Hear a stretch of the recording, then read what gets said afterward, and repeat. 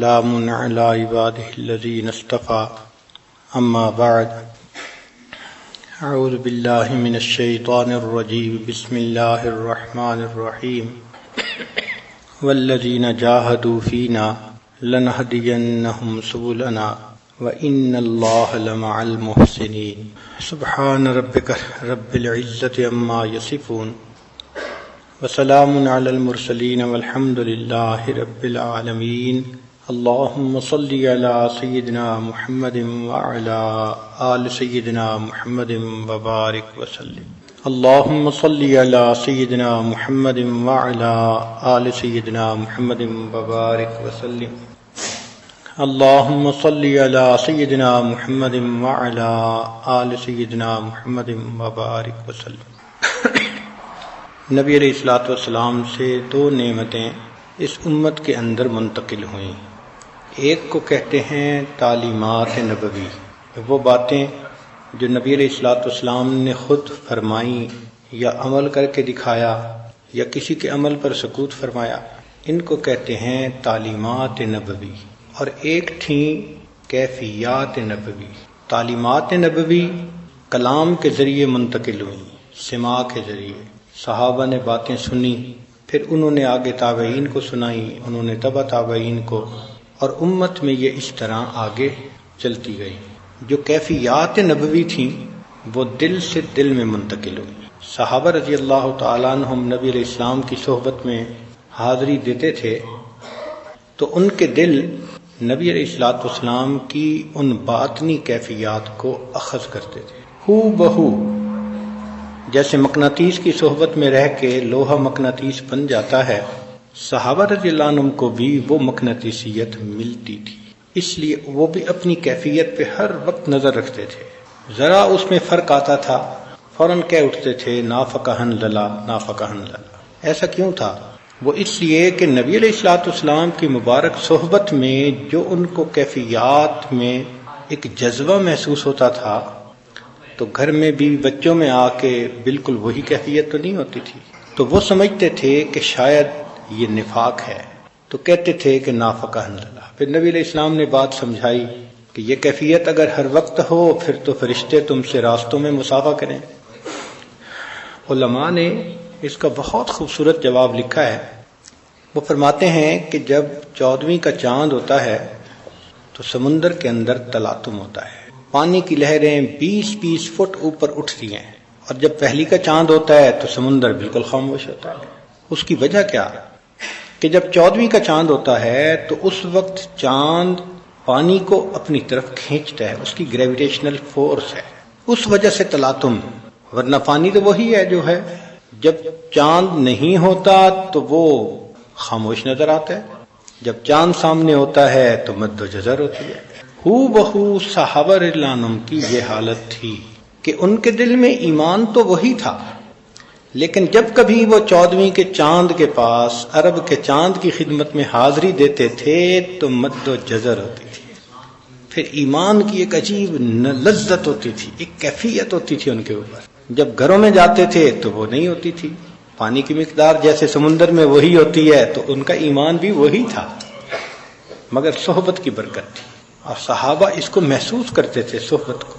اس لیے ابو ہریرہ رضی اللہ عنہ فرمایا کرتے تھے کہ میں نے نبی علیہ الصلوۃ والسلام سے علم کے 2 برتن حاصل کیے۔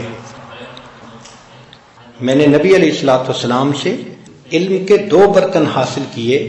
ایک علم میں تم لوگوں میں پھیلاتا ہوں، اور اگر دوسرا علم پھیلاؤں تو گلے پر چھری پھر جائے۔ وہ علم معرفت تھا جو انہوں نے حاصل کیا تھا، اور اس کو وہ ہر ایک کے سامنے نقل نہیں کرتے تھے۔ چنانچہ سیدنا عمر رضی اللہ تعالیٰ عنہ جب فوت ہوئے تو جس دن ان کو دفن کیا گیا تو عبداللہ ابن عمر رضی اللہ عنہ نے یہ بات فرمائی کہ آج 10 میں سے 9 حصے علم دفن ہو گیا۔ اس بات کو سن کر جو صحابہ تھے بڑے، انہوں نے تعجب سے دیکھا، بندہ تو پکا ہے، بات کیسی کر رہا ہے؟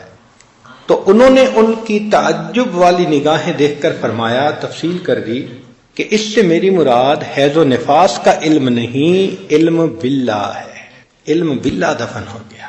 تو یہ 2 علوم اس امت کے اندر منتقل ہوئے اور قیامت تک یہ چلتے رہیں گے۔ چنانچہ سب سے زیادہ یہ علوم صحابہ میں دو شخصیتوں نے حاصل کیے. ایک سیدنا علی رضی اللہ تعالیٰ عنہ نے، جن کے بارے میں نبی علیہ السلام نے فرمایا انا مدینۃ العلم و علی بابھا، میں علم کا شہر ہوں، علی اس کا دروازہ ہے. اور دوسرا علم سب سے زیادہ حاصل کیا سیدنا صدیق اکبر رضی اللہ تعالیٰ. چنانچہ صحابہ رضی اللہ عنہم جب کسی موقع پہ فیصلہ نہیں کر پاتے تھے تو صدیق اکبر رضی اللہ عنہ کی طرف رجوع کرتے تھے. سورۃ النصر اتری تو سب صحابہ خوش ہیں اور صدیق اکبر رضی اللہ عنہ رو رہے ہیں. بھئی رونے کی کیا بات ہے؟ کہنے لگے کہ انبیاء کرام ایک مقصد کے لیے آتے ہیں، جب پورا ہو جاتا ہے تو اللہ ان کو بلا لیتا ہے. مجھے اس صورت سے نبی علیہ السلام کی جدائی کی خوشبو محسوس ہو رہی، مہک آ رہی ہے. وہاں سوچ پہنچتی تھی جہاں باقی صحابہ کی نہیں پہنچتی تھی. اس لیے نبی علیہ السلام نے جب پردہ فرمایا تو عمر رضی اللہ عنہ جیسے صحابی کہنے لگے کہ جو کہے گا نبی علیہ السلام فوت ہو گئے میں گردن اڑا دوں گا. اور صدیق اکبر عنہ اس وقت استقامت کے پہاڑ خطبہ دیا، لوگو وما محمد الا رسول قد خلت من قبلہ الرسل. صحابہ عنہ کہتے ہیں گو ہم یہ آیتیں پڑھتے تھے لیکن اس وقت یوں لگ رہا تھا کہ شاید ابھی ہمارے اوپر یہ نازل ہو رہی ہے. تو علم تو سیدنا علی رضی اللہ عنہ نے بھی حاصل کیا اور علم سیدنا صدیق اکبر رضی اللہ عنہ نے بھی حاصل کیا، مگر اس علم میں فرق ہے. وہ کیسے کہ صدیق اکبر رضی اللہ عنہ نے کمالات نبوت والا علم زیادہ حاصل کیا اور سیدنا علی رضی اللہ عنہ کو کمالات ولایت کا علم زیادہ ملا. سیدنا صدیق رضی اللہ عنہ کو یہ کمالات نبوت کا علم کیوں ملا؟ اس لیے کہ وہ عشق و محبت میں سب صحابہ سے نمبر لے گئے تھے، بازی لے گئے تھے. عاشق صادق تھے نبی علیہ السلام کے. عشق کے جس رتبے پر وہ پہنچے صحابہ سے کوئی دوسرا نہ پہنچ سکا. اس لیے مختلف صحابہ اپنی اپنی پسندیدہ چیزیں بتاتے ہیں. صدیق اکبر عنہ کہتے ہیں اللہ کے حبیب صلی اللہ علیہ وسلم مجھے بھی 3 چیزیں بہت پسند ہیں. کیا؟ آپ کے چہرے انور کی طرف دیکھتے رہنا، آپ کے اوپر اپنے مال کو خرچ کرنا اور اپنی بیٹی آپ کے نکاح میں پیش کرنا. تینوں کا مرکز اور محور نبی علیہ السلام کی ذات بابرکات ہے. تو یہ عشق کا مقام تھا ان کو حاصل جس میں وہ بازی لے گئے. نبی علیہ السلام نے خود ارشاد فرمایا کہ مجھے ابوبکر صدیق کے مال نے جتنا فائدہ دیا کسی اور کے مال نے اتنا فائدہ نہیں دیا. بلکہ عجیب بات فرمائی کہ میں نے سب کے احسانات کے بدلے دے دیے، ابوبکر تیرے احسان کا بدلہ اللہ دے گا. وہ ہستی جس کا قرآن کے ایک ایک لفظ پر کامل عمل ہے، جو جانتے ہیں کہ حل جزاء الاحسان الا الاحسان. انہوں نے احسان کا بدلہ چکانے میں کتنی کوشش کی ہوگی، مگر احسان کرنے والے تیری قسمت پہ قربان جائیں کہ اللہ کے حبیب صلی اللہ علیہ وسلم کو فرمانا پڑا ابوبکر تیرے احسان کا بدلہ اللہ دے گا. اس لیے محبوب صلی اللہ علیہ وسلم کا حکم پورا کا پورا مال لا کے قدموں میں ڈال دیا. عمر رضی اللہ عنہ کہتے ہیں کہ جب نبی علیہ الصلوۃ والسلام نے جہاد میں اپنا مال خرچ کرنے کا حکم دیا تو میں بہت خوش تھا کہ آج تو میں صدیق اکبر سے نمبر لے جاؤں گا کیونکہ میرے پاس مال زیادہ تھا. مگر تو بات ہی کچھ اور بنی. علامہ اقبال نے اس کو بڑے خوبصورت انداز سے یوں نقل کیا. ایک دن رسول پاک نے اصحاب سے کہا دے مال راہ حق میں جو ہوں تم میں مالدار. ارشاد سن کے فرط طرب سے عمر اٹھے، فرط خوشی سے.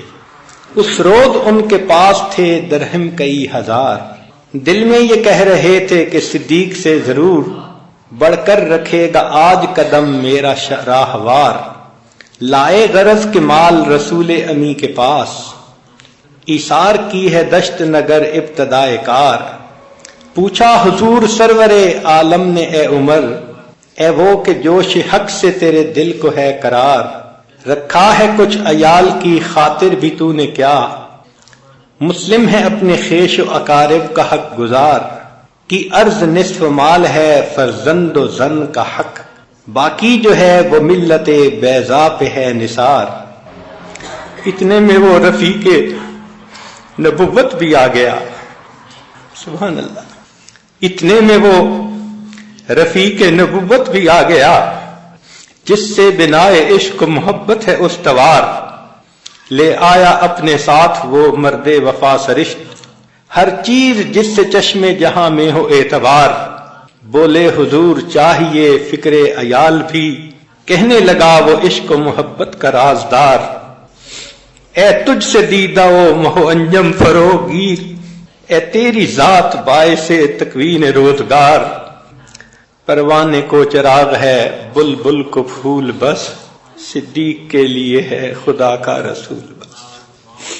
تو سیدنا صدیق اکبر کو عشق و محبت میں وہ مقام ملا کہ سب سے بازی لے گئے۔ اسی لیے علامہ اقبال میں ایک جگہ عجیب الفاظ کہے ہیں، اے کلیم اول سینائے ماں، یعنی جس طرح موسیٰ علیہ السلام طور سینا پر جس درخت پر تجلی اتر رہی تھی اللہ رب العزت کی، وہاں ہم کلام ہو رہے تھے، تو وہ کہتا ہے کہ میرے طور سینا تو نبی علیہ الصلوۃ والسلام ہے، ان پر بھی تو اللہ کی تجلی اتر رہی ہے، اور اے ابوبکر تو اس کا اول کلیم ہے، اے کلیم اول سینائے ماں جی۔ اس وجہ سے سیدنا صدیق اکبر رضی اللہ عنہ کو کمالات نبوت کے علوم زیادہ منتقل ہوئے۔ صدیق اکبر عنہ کو ایک مرتبہ حاصل ہوا جس کو کہتے ہیں معیت کبریٰ۔ معیت کبریٰ کا یہ مرتبہ اللہ رب العزت نے دیا، نبی علیہ السلام نے بتلایا ان اللہ معنا، اللہ ہمارے ساتھ ہے، تو یہ معیت حاصل ہو گئی۔ اس معیت کی وجہ سے ان کو کمالات نبوت سب سے زیادہ منتقل ہوئے۔ اب یہاں پر ایک نکتہ ہے، طلباء نے حضرت مولانا یعقوب نانوتوی رحمۃ اللہ علیہ سے پوچھا کہ صدیق اکبر کا درجہ تو بہت اونچا ہے، لیکن نبی علیہ الصلوۃ والسلام نے یہ فرمایا لو کان بعدی نبیا لکان عمر، اگر میرے بعد کوئی نبی آنا ہوتا تو وہ عمر ہوتے، تو ابوبکر کا نام کیوں نہیں لیا؟ طالب علم کے ذہن میں اشکال وارد ہوتا ہے۔ تو حضرت مولانا یعقوب نانوتوی رحمۃ اللہ علیہ نے بات سمجھائی کہ دیکھو صدیق اکبر کو نبی علیہ السلام کے ساتھ معیت کا مقام حاصل تھا، وہ جڑے ہوئے تھے، ساتھ اکٹھے ایک تھے، اور نبی علیہ السلام فرماتے ہیں لو کان بعدی، تو پھر بعد میں کس کا رتبہ تھا؟ لکان عمر، وہ تو عمر ہی تھے، تو ابوبکر تو بعد کے درجے میں نہیں تھے، وہ تو ساتھ تھے، ہر چیز میں ساتھ۔ چنانچہ آج کی اس مجلس میں ہم چند نکات دیکھتے ہیں کہ نبی علیہ الصلوۃ والسلام کی مبارک زندگی میں اور صدیق اکبر کی مبارک زندگی میں کتنی معیت تھی، شخصیت میں، حالات میں، اہل و عیال میں، اور ہر کام میں۔ چنانچہ اخلاق ایسے تھے کہ جب نبی علیہ الصلوۃ والسلام غار حرا سے واپس آئے تو آپ کی اہلیہ خدیجۃ الکبریٰ رضی اللہ تعالی عنہا نے کہا انک لتصل الرحم وتحمل الکلب وتکسب المعدوم وتقرئ الضیف وتعین علی نوائب الحق۔ تو نبی علیہ الصلوۃ والسلام کی کچھ خاص صفات گنوائیں کہ ان صفات کی وجہ سے کلا ما یخزیک اللہ ابدا، اللہ آپ کو ضائع نہیں ہونے دیں گے۔ اب یہ بات نبی علیہ الصلوۃ والسلام کی اہلیہ صاحبہ فرما رہی ہیں، تو انہوں نے نبی علیہ السلام کی شخصیت میں یہ چیزیں خاص دیکھیں۔ ادھر ابوبکر صدیق کا معاملہ دیکھو کہ جب کفار نے مسلمانوں کا جینا دوبھر کر دیا تو ابتدا میں انہوں نے نبی علیہ السلام سے اجازت مانگی، تو ان کو حبشہ اجازت مل گئی ہجرت کی۔ تو صدیق اکبر نیت کر کے چل پڑے، جب مکہ مکرمہ سے باہر گئے تو مکہ کا ایک قریشی سردار ابن الدغنہ اس کا نام تھا، وہ ملا، اور اس نے کہا کہ ابوبکر کہاں جا رہے ہو؟ بتایا کہ میں ہجرت کر کے جا رہا ہوں۔ اس نے کہا کہ تم جیسے اچھے لوگ اگر مکہ مکرمہ میں نہیں رہیں گے تو کون رہے گا؟ انک لتصل الرحم، جو الفاظ خدیجۃ الکبریٰ نے نبی علیہ السلام کے لیے استعمال فرمائے تھے، ہو بہو وہی الفاظ ایک کافر سردار نے ابوبکر صدیق کے لیے استعمال کیے۔ اخلاق میں کیا مماثلت تھی، مشابہت تھی۔ پھر دیکھیے اللہ رب العزت قرآن مجید میں اپنے محبوب صلی اللہ علیہ وسلم کو فرماتے ہیں بالمؤمنین رؤوف الرحیم۔ تو رؤوف اور رحیم یہ دو نام دیے، صفاتی نام، پیارے نام. اور صدیق اکبر کا معاملہ دیکھیے کہ نبی علیہ الصلوۃ والسلام نے فرمایا ارحم امتی بے امتی ابو بکر، اور ایک حدیث میں ہے کہ نبی علیہ السلام نے فرمایا ارأف امتی بے امتی ابو بکر، یعنی اللہ نے اپنے حبیب کو رؤوف اور رحیم کہا، اور نبی علیہ السلام نے ابو بکر صدیق کو پوری امت میں سب سے زیادہ رؤوف اور رحیم کہا. اس حد تو مشابہت تھی. نبی علیہ السلام نے فرمایا انا اغیر ولد آدم واللہ اغیر منی، میں انسانوں میں سب سے زیادہ غیور ہوں اور اللہ مجھ سے بھی زیادہ غیور ہے. اور صدیق اکبر کے بارے میں ابن سعد نے لکھا کہ کان اغیر هذه الامت بعد نبیھا ابو بکر، اس امت میں نبی علیہ السلام کے بعد سب سے زیادہ ایمانی غیرت ابو بکر صدیق میں تھی. اللہ تعالیٰ قرآن مجید میں فرماتے ہیں اے میرے حبیب صلی اللہ علیہ وسلم وما علمناہ الشعر وما ينبغی لہ، ہم نے آپ کو شعر کا علم نہیں دیا اور آپ کو یہ سجدہ بھی نہیں ہے، شایان نشان بھی نہیں ہے. اور یہی حال صدیق اکبر کا. ابن عساکر نے عائشہ صدیق عنہا سے روایت کی، فرماتی ہیں کہ صدیق اکبر نہ زمانے جاہلیت میں شعر کہتے تھے نہ اسلام لانے کے بعد شعر کہتے تھے. شعر کا فن آتا ہی نہیں تھا. چنانچہ نبی علیہ الصلوۃ والسلام نے پوری زندگی شراب کو ہاتھ نہیں لگایا. اور تاریخ الخلفاء میں سیدنا صدیق اکبر کے بارے میں لکھا ہے کہ انہوں نے بھی اپنی پوری زندگی شراب کو کبھی ہاتھ نہیں لگایا. اسلام لانے سے پہلے بھی وہ اس ام الخبائث سے اتنا بچا کرتے تھے. نبی علیہ الصلوۃ والسلام کی طہارت اور پاکیزگی پر قرآن نے گواہی دی وَثِيَابَكَ فَطَهِّرْ. اور صدیق اکبر کے اندر اتنی صفائی تھی کہ جب ہجرت کے موقع پر ام ایمن کی بکریوں کو دوہنے کا موقع آیا تو کتابوں میں لکھا ہے کہ انہوں نے دودھ نکالا اور برتن کے اوپر کپڑا ڈالا اور پھر اس کو نبی علیہ السلام کی خدمت میں لا کے پیش کیا کہ میرے جانے تک بھی کوئی مٹی کا ذرہ اس دودھ میں نہ پڑ جائے. طہارت اور پاکیزگی کا اتنا خیال. اسی وجہ سے جو حالات نبی علیہ الصلوۃ والسلام کے وہی حالات سیدنا صدیق اکبر کے. نبی علیہ الصلوۃ والسلام کو عقبہ بن ابی معیط نے گلے میں پھندا ڈالا اور نبی علیہ الصلوۃ والسلام کو بالآخر چھڑایا گیا. صدیق اکبر کے ساتھ بھی یہی ہوا کہ کافروں نے مل کر ان کے اوپر حملہ کیا، اپنے نرغے میں لے لیا اور بالآخر اس نرغے سے صدیق اکبر کو بچایا گیا. نبی علیہ الصلوۃ والسلام کی دعا سے عمر بن الخطاب رضی اللہ عنہ جیسے بڑے صحابی، جلیل القدر صحابی وہ مسلمان ہوئے، اور صدیق اکبر کی ترغیب سے حمزہ رضی اللہ تعالیٰ عنہ جیسے اللہ کے شیر وہ مسلمان ہوئے. جب ابو طالب نے کہا کہ بھتیجے میرے اوپر وہ بوجھ نہ ڈالو جو میں نہ اٹھا سکوں، تو نبی علیہ الصلوۃ والسلام نے وہ جواب دیا کہ جیسے استقامت کا کوئی پہاڑ ہوتا ہے کہ چچا اگر یہ میرے ایک ہاتھ پر سورج اور دوسرے پر چاند بھی رکھ دے تو جو پیغام لے کے آیا ہوں اس کو پہنچانے سے میں پیچھے نہیں ہٹوں گا.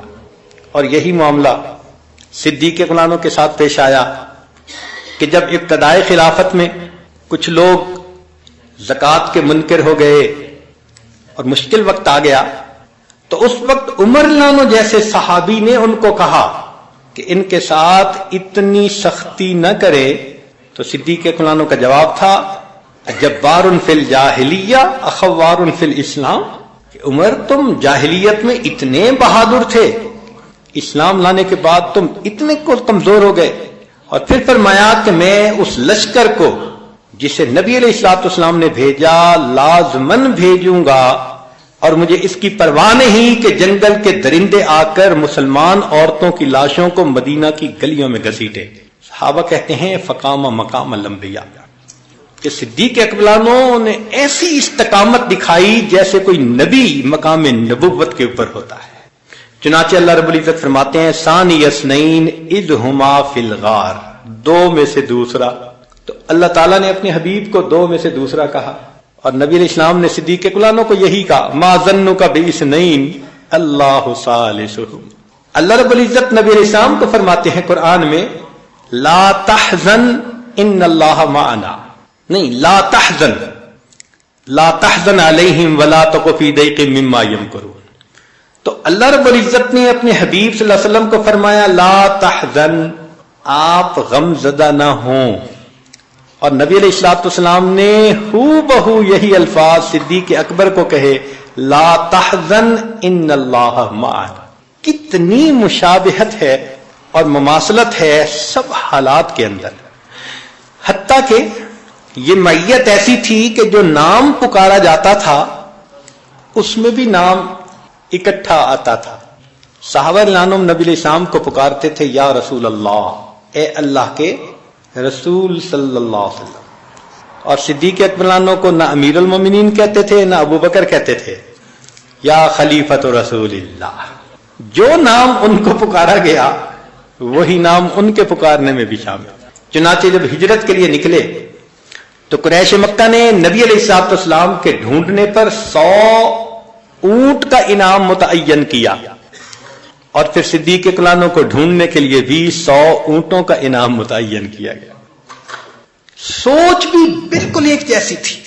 جو نبی علیہ الصلوۃ والسلام کی سوچ ہوتی تھی وہی صدیق اکبر کی سوچ ہوتی تھی. اس حد تک سوچ ایک تھی کہ نبی علیہ الصلوۃ والسلام نے جب بدر کے قیدیوں کا مشورہ پوچھا تو عمر لانو نے کوئی مشورہ دیا، کسی اور نے کوئی دیا. صدیق اکبر نے مشورہ دیا کہ ان سے فدیہ لے کر ان کو آزاد کر دیا جائے. محبوب صلی اللہ علیہ وسلم نے ان کے مشورے کے اوپر اپنا حکم عطا فرما دیا. بالکل ایک جیسی سوچ تھی. صلح حدیبیہ میں عمر رضی اللہ تعالیٰ عنہ بڑے حیران تھے کہ ہم تو بدر میں نہ دبے جب 313 تھے، اور آج تو ہزاروں کی تعداد میں ہم دب کے صلح کیوں کر رہے ہیں؟ کافر مسلمان ہوگا تو واپس کیا جائے گا، مسلمان اگر کافروں کے پاس چلا جائے تو واپس نہیں کریں گے، کوئی بات ہے بھلا؟ تو لگتا تھا ظاہراً کہ جیسے مسلمان بہت جھک کے اور دب کے صلح کر رہے ہیں. تو عمر لانو صدیق اکبر کے پاس آئے، ابو بکر ہم اتنے کمزور ہو گئے. تو صدیق اکبر نے آگے سے جواب دیا تمہیں پتا ہے کہ نبی علیہ السلام کون ہے؟ اللہ کے نبی ہیں. تمہیں پتا ہے کہ وہ اپنی مرضی سے نہیں بولتے، وہ اللہ کی وحی سے بولتے ہیں. ہاں جی. تو پھر جو ان کا فیصلہ وہی ہمارا فیصلہ. یعنی جو نبی علیہ الصلوۃ والسلام کی اس موقع پہ سوچ تھی ہو بہو وہی سوچ صدیق اکبر رضی اللہ تعالیٰ عنہ کی تھی. چنانچہ ہر کام میں وہ نبی علیہ الصلوۃ والسلام کی پیروی کرتے تھے، اتباع کرتے تھے. باغ فدق ایک باغ تھا جس کی آمدنی نبی علیہ الصلوۃ والسلام بنی ہاشم کے نوجوان بچے بچیوں پر استعمال فرماتے تھے. جب صدیق اکبر خلیفہ بنے تو انہوں نے بھی اسی عمل کو جاری رکھا کہ باغ فدق کی آمدنی کو بنو ہاشم کے نوجوانوں پہ خرچ کیا.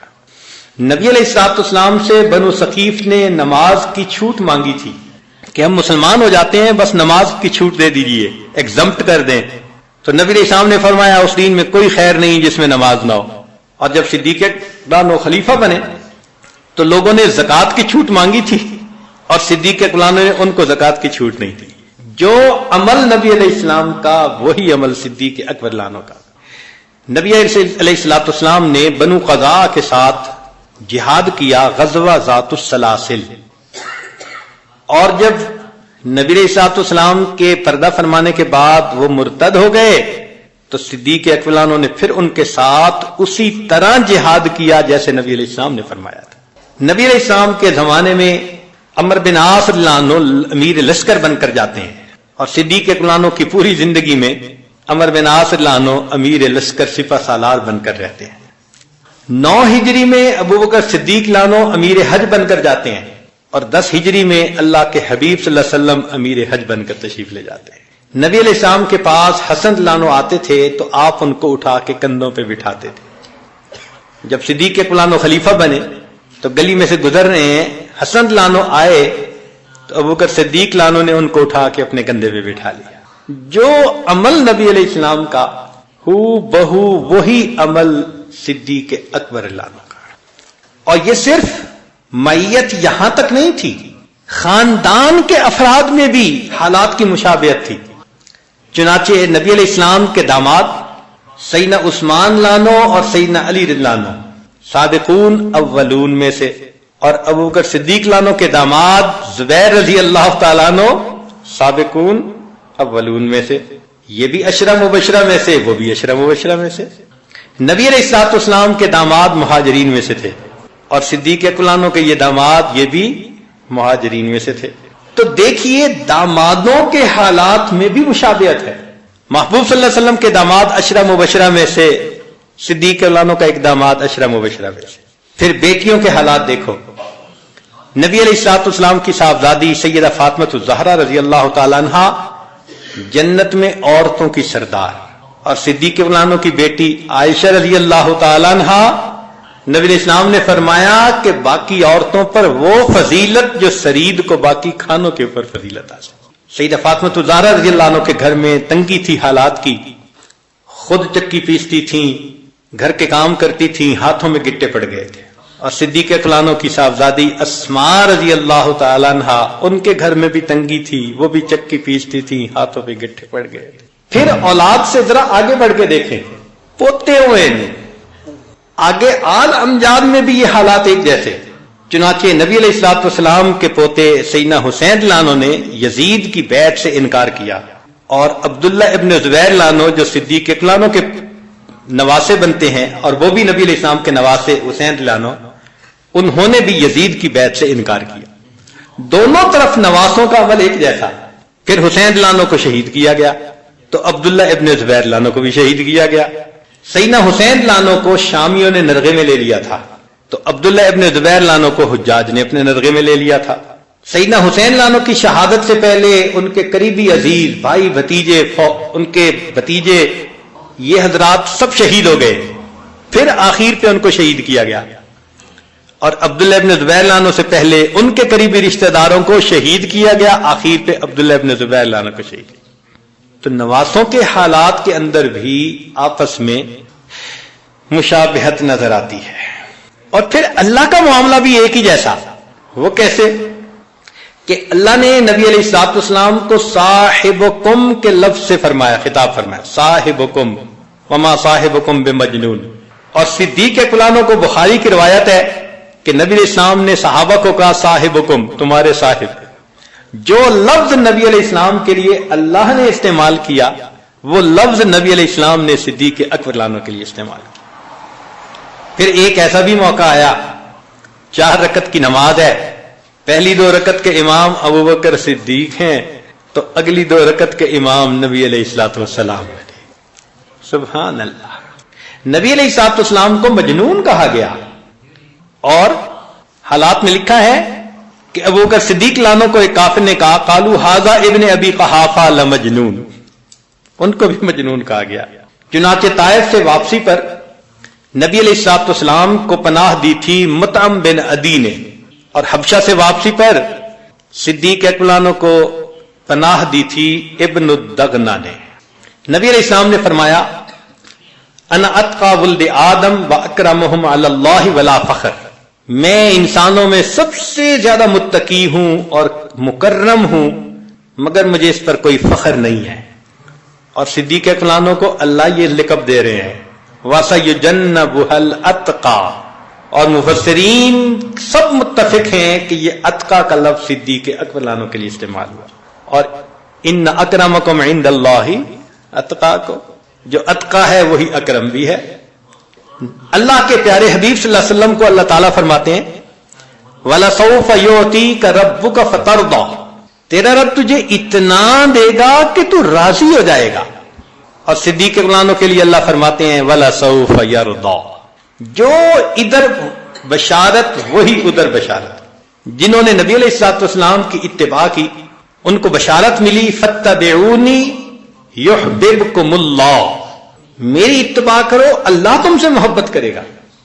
اور جنہوں نے ابو بکر صدیق لانو کے ہاتھ پر بیعت کی اور مل کر جہاد کیا، ان کے بارے میں فرمایا فَسَوْفَ يَأْتِي اللَّهُ بِقَوْمٍ يُحِبُّهُمْ وَيُحِبُّونَهُ، نبی علیہ السلام کو فرمایا وَلَا تَحْزَنْ عَلَيْهِمْ، اور صدیق اکبر لانو کو کہا لا تحزن ان اللہ معنا۔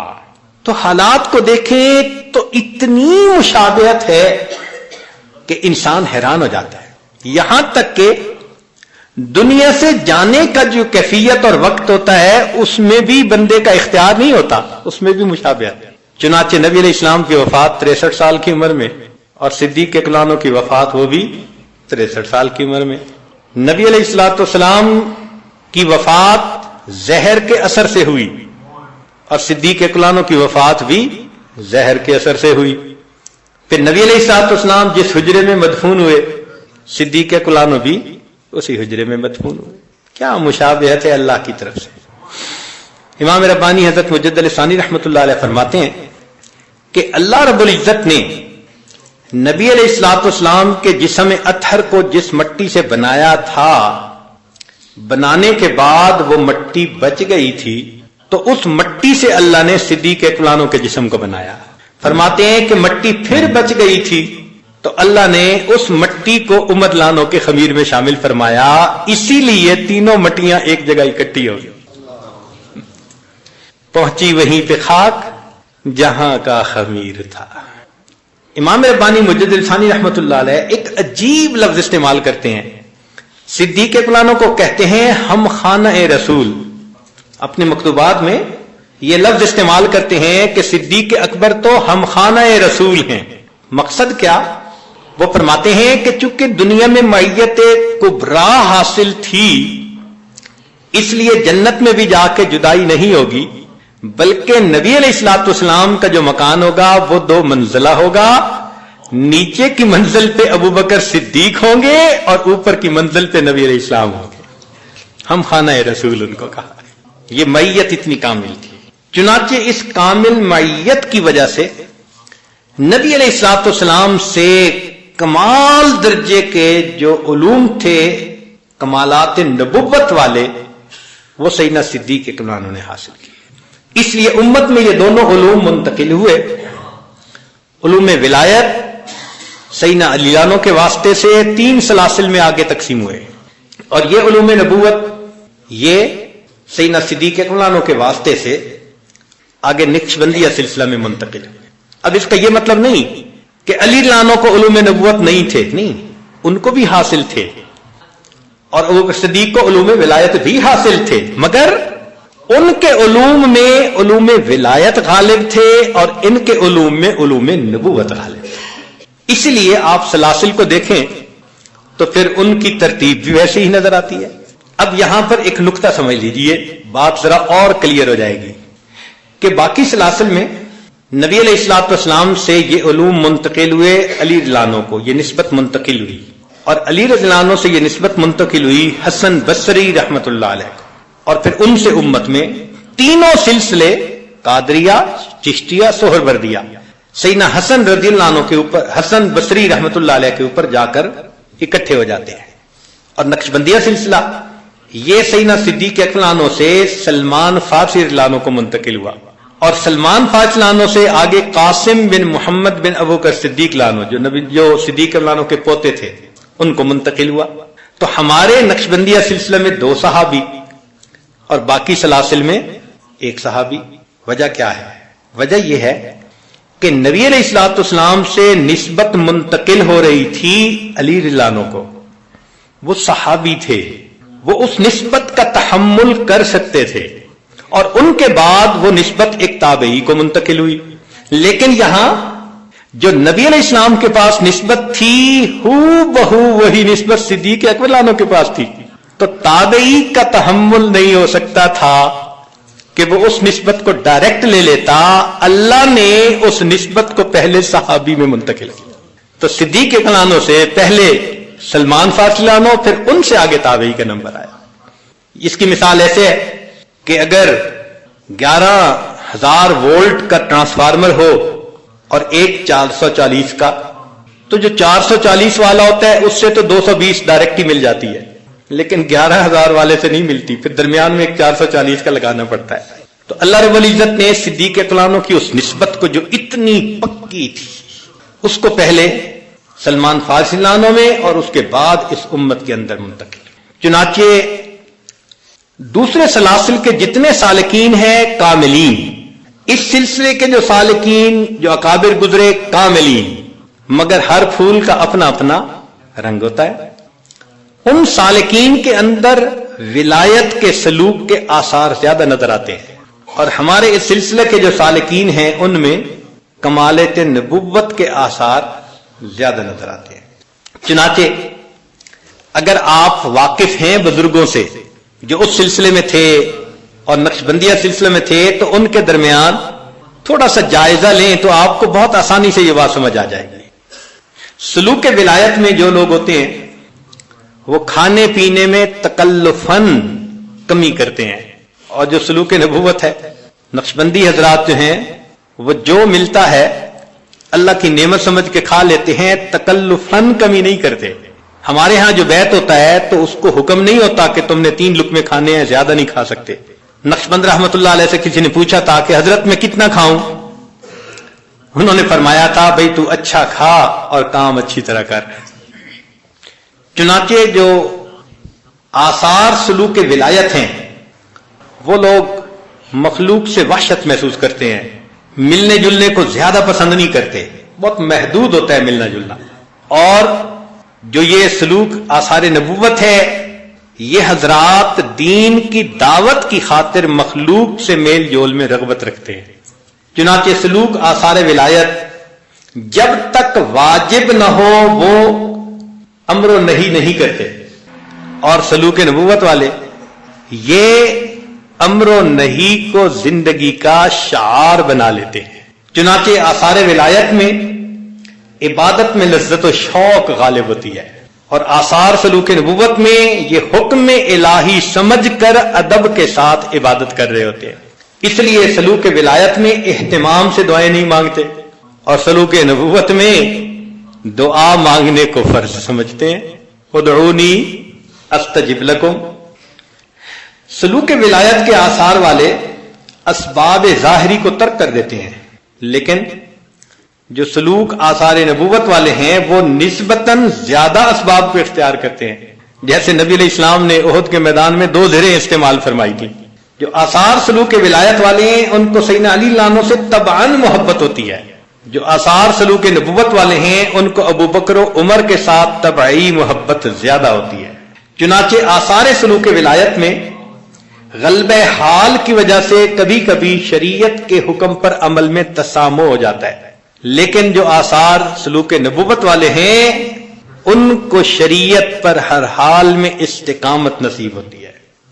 آثار سلوک ولایت والوں پر سکر غالب ہو جاتا ہے، غلبہ ہو جاتا ہے، مدہوشی ہو جاتی ہے، لیکن آثار سلوک نبوت والوں پر صحو غالب ہوتا ہے، ہوش غالب رہتا ہے۔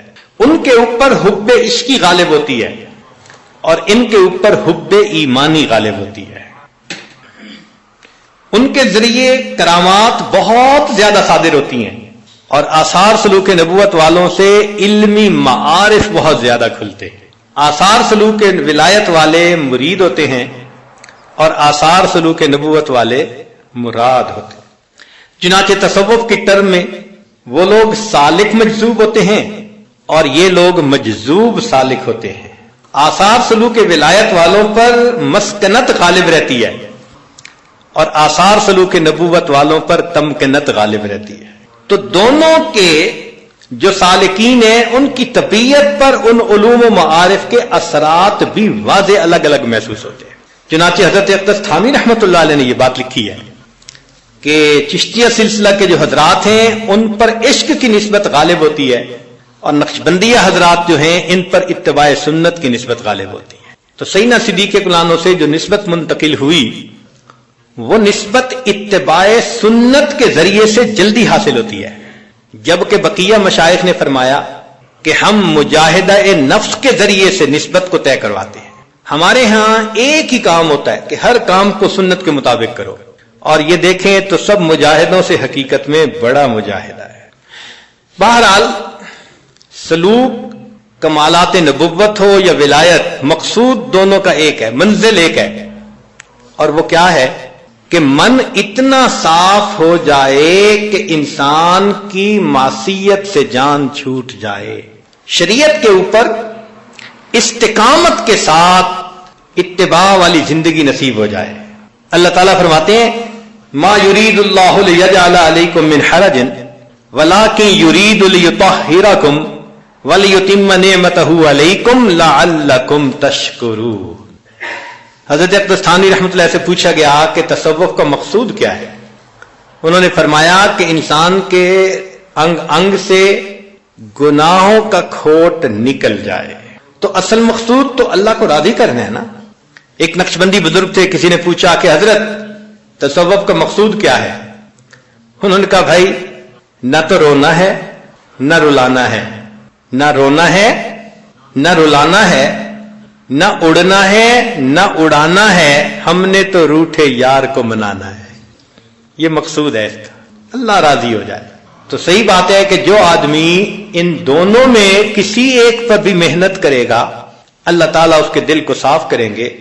رب کریم ہمیں محنت کرنے کی توفیق عطا فرمائے۔ حضرت حاجی امداد اللہ مہاجر مکی رحمۃ اللہ علیہ وہ شخصیت ہیں کہ جن میں دونوں نسبتیں جمع ہو گئی تھیں۔ پہلے وہ نقشبندی سلوک میں بیعت تھے، مولانا عبد الرحیم رحمۃ اللہ علیہ دہلی کے تھے، پھر ان کو خلافت بھی مل گئی تھی، لیکن شیخ کی وفات ہوئی تو ان کی عمر 17 سال تھی۔ تو حضرت حاجی صاحب نے کہا کہ میری عمر چھوٹی ہے، میں سائے کے بغیر نہیں رہ سکتا۔ تو ان کی طبیعت میں حضرت میاں جی نور محمد جھنجھانوی رحمۃ اللہ علیہ سے طبعاً محبت تھی، تو وہ چشتیہ سلسلہ میں پھر ان سے بیعت ہوئے، اور اس سلسلے میں پھر اللہ نے ان کی نسبت کو آگے خوب بڑھایا۔ مگر چونکہ بنیاد نقشبندیت والی تھی تو جہاں ان کے اندر حب عشقی نظر آتی ہے وہاں پھر سنت کی اتباع بھی نظر آتی ہے۔ چنانچہ جتنے حضرات اکابر علماء دیوبند ان سے بیعت ہوئے ان کو یہ دونوں نعمتیں ایک جگہ پر مل گئی۔ وہ مرج البحرین تھے، حقیقت میں دو نعمتیں جمع تھیں ان کے اندر، چنانچہ ان کے اندر حب عشقی بھی تھی اور اتباع سنت بھی تھی، اور یہی اکابر علماء دیوبند کی امتیازی شان ہے۔